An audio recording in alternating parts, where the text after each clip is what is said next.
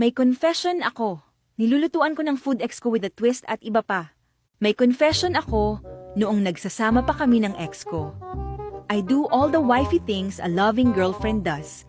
Kasi love language ng ate mo ang magluto at gustong-gusto ng ex ko yung mga luto ko.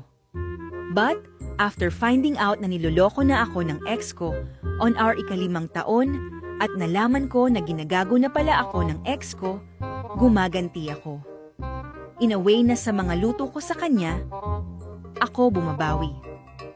I know hindi appropriate, pero minsan kuha talaga niya yung gigil ko sobra.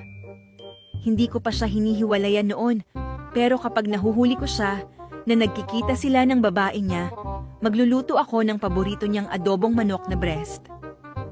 Parts lang yung maanghang, tapos pinapatanggal niya yung skin and excess fats. Clean diet daw kasi siya. So lean meats lang. Ginagawa ko, piniprito ko sa taba ng manok yung adobo niya. Tapos tinatadtad ko yung balat, tapos ihahalo ko sa ulam.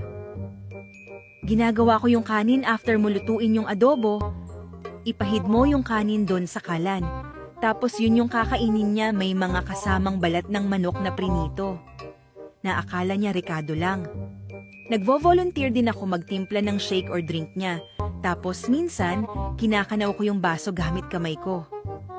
Pababaunan ko siya, tapos yung spoon and fork niya na gamit na at hindi hugas, tapos pupunasan ko lang, tapos yun yung ipapagamit ko. Worst was bago ako makipaghiwalay, 3 beses kong sinawsaw sa inidoro yung toothbrush niya, tapos hinaluan ko ng dishwashing at vaginal wash yung shampoo niya.